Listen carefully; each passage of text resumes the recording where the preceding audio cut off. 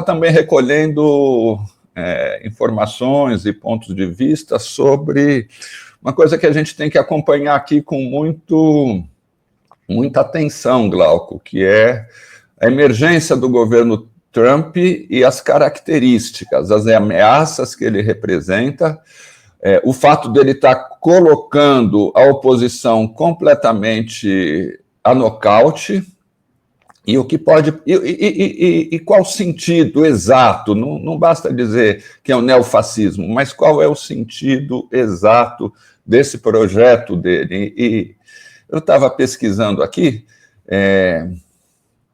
Glauco, isso tem muito a ver com o chamado Project 2025, Projeto 2025, que eu queria trazer alguns elementos aqui para a gente em relação a isso. Em primeiro lugar, vamos tentar examinar o que tem sido esses primeiros dias do Donald Trump. Ele tomou posse há 8 dias, bem no dia que outra manhã estava começando.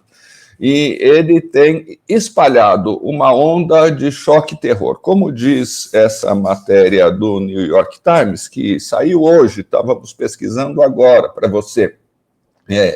Ele está desconcertando os seus adversários. Não há hoje uma oposição tão forte como havia no primeiro mandato dele. Surgiram, por exemplo, os socialistas democráticos dos Estados Unidos. A oposição está muito inibida, porque ele está tocando uma estratégia que o New York Times está chamando de flood the zone.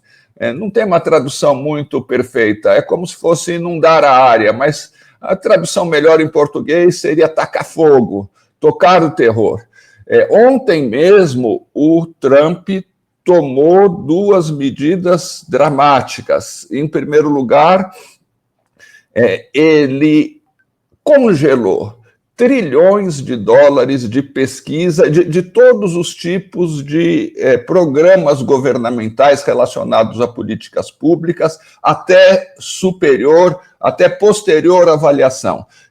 Boa parte dessas ordens executivas que ele está emitindo são claramente ilegais e estão sendo contestadas na justiça.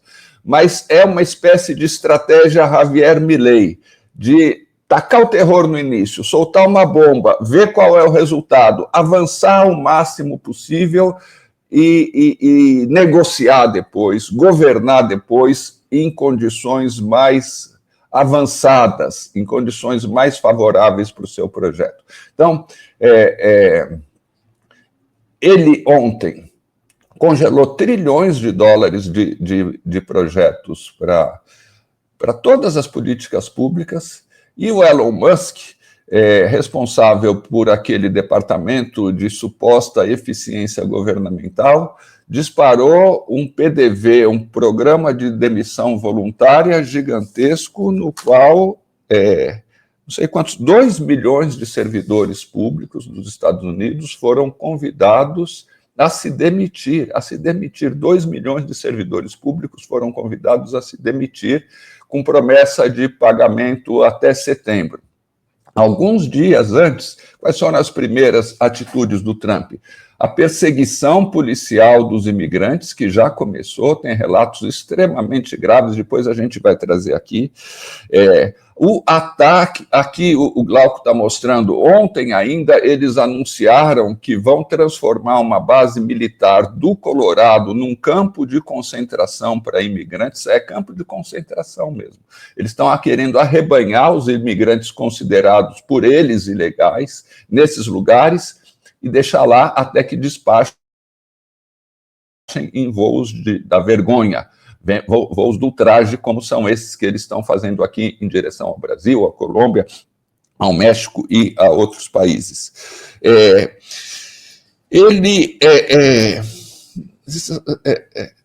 São coisas assim muito, muito dramáticas, né? Ele fez o perdão para os criminosos do 6 de setembro, ele está fazendo um conjunto de investigações sobre os seus adversários. Uma chama a atenção, Glauco, Foi aberta ontem pelo Pentágono uma investigação contra o general Mark Miller, que era comandante das Forças Armadas em 2022 e que se recusou a cumprir as ordens do Trump de melar as eleições.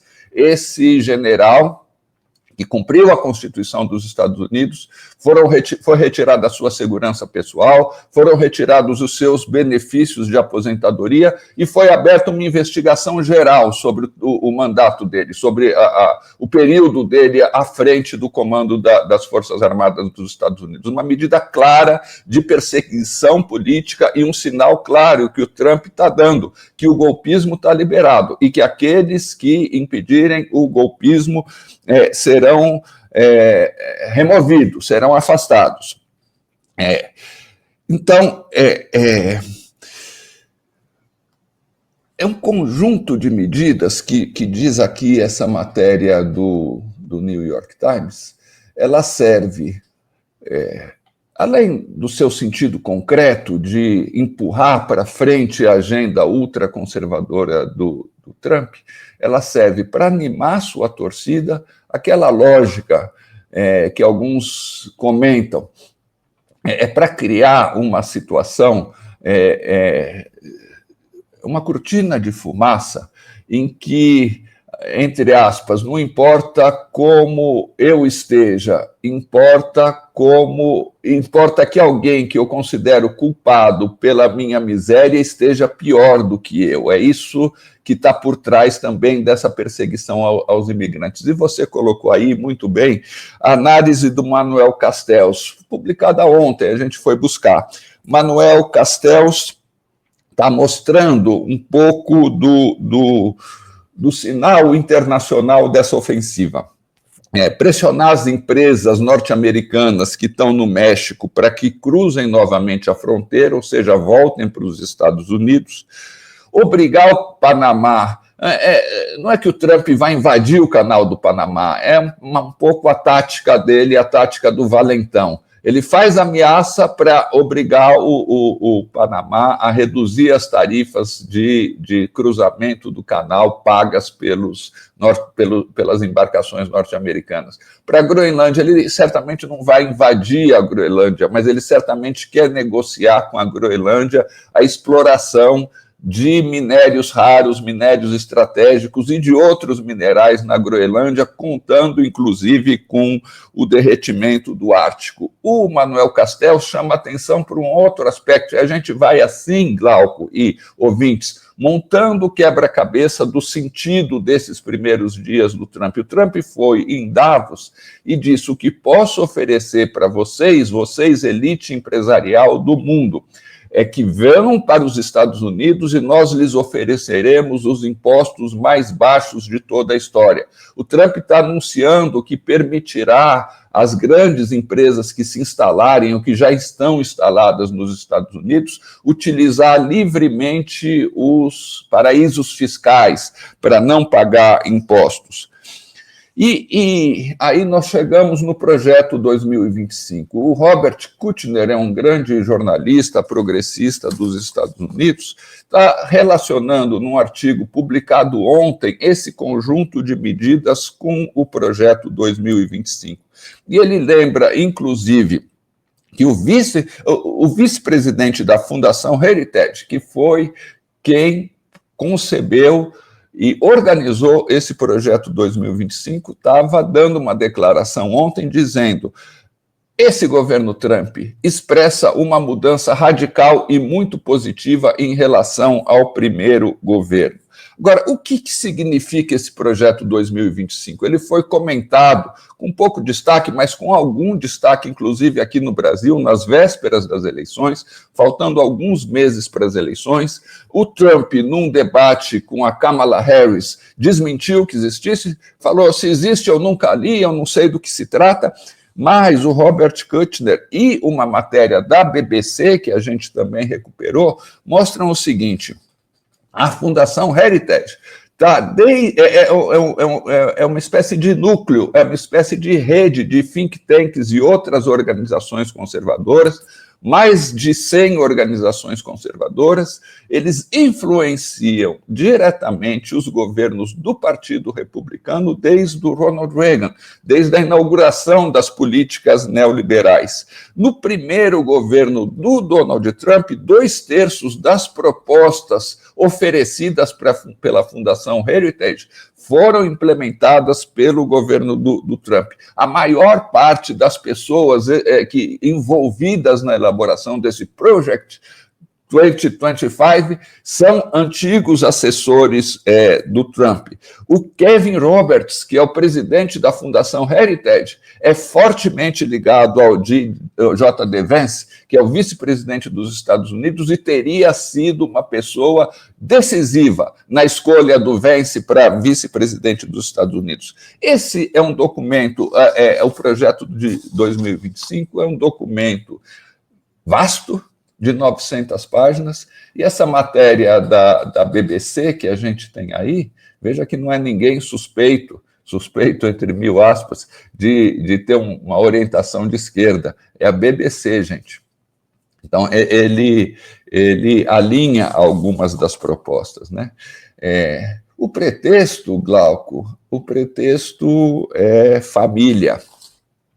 Para coesionar sua base, para estabelecer uma base forte, o Trump fala contra o aborto, o Trump fala contra as políticas que permitem as dissidências sexuais, as políticas LGBT.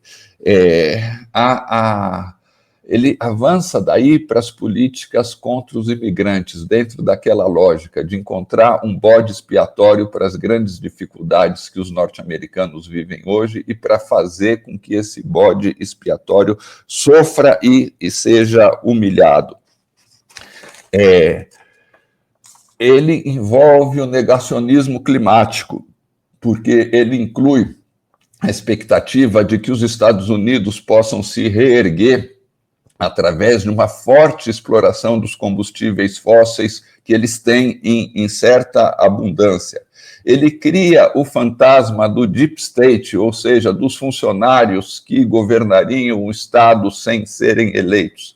Mas mostra essa própria matéria da BBC e mostra o texto do Robert Kushner, que a gente colocou aqui. O objetivo essencial é o desmonte das políticas públicas, que coincide exatamente com as duas medidas que o Trump adotou ontem, o congelamento dos recursos para as políticas públicas em vários trilhões de dólares e o PDV gigante, a proposta para que 2 milhões de servidores públicos dos Estados Unidos peçam demissão imediatamente a troco de algumas migalhas. E nós chegamos aqui ao Bifo Berardi, ao filósofo italiano Bifo Berardi, que publicou ontem um texto a respeito disso e do qual a gente destaca uma frase. O trumpismo não aspira a governar segundo as regras da política, mas destruir os laços de solidariedade social e a própria ordem do Estado.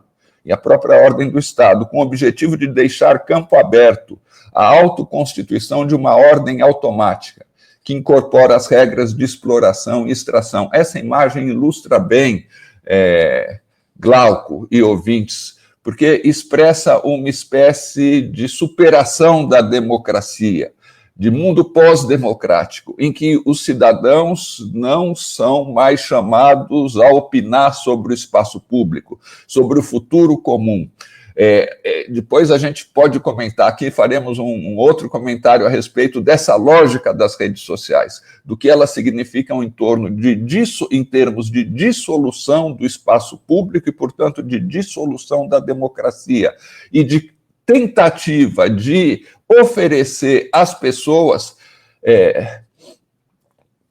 presentinhos, alpistinho, aguinha no pote, aquilo que te afasta da democracia, aquilo que elas sabem que representa os seus desejos e que te afasta dos teus medos, mas sem que você vira esse sujeito que está aqui, que nem um passarinho engordado dentro de uma gaiola, que não é capaz de ter autonomia nenhuma, mas que simplesmente se alimenta da comida que os donos do mundo te dão. Tudo isso vai funcionar, Glauco, para a gente concluir. Concluímos com um comentário do economista Michael Roberts, Glauco. Ele está mostrando, numa análise publicada também hoje, que enquanto a Califórnia pega fogo, as Big Techs estão esgotando os lençóis freáticos para refrigerar os seus enormes data centers. Só que, de repente, surge e mostra o Michael Roberts, nesse comentário, um outsider como o DeepSeek chinês, que usou a inteligência e a criatividade contra a força bruta dos Estados Unidos, que querem vencer a guerra tecnológica pela força, e propõe um sistema que está colocando ainda hoje em polvorosa as Big Techs norte-americanas, inclusive por algo que a gente esqueceu de abordar ontem. Essas Big Techs fizeram investimentos multitrilionários em inteligência artificial, esperando obter retornos em lucros fabulosos.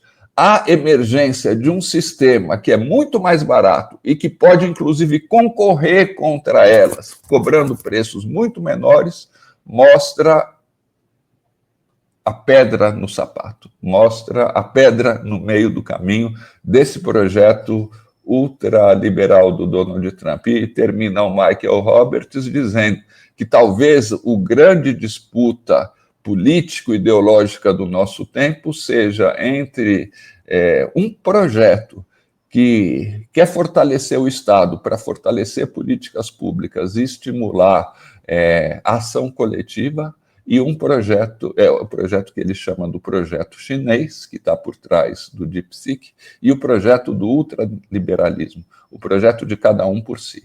Essa talvez seja a grande disputa que está se abrindo após o início do governo Trump, e tem todo o aspecto internacional desse envolvido nisso, mas isso é um comentário que nós faremos amanhã.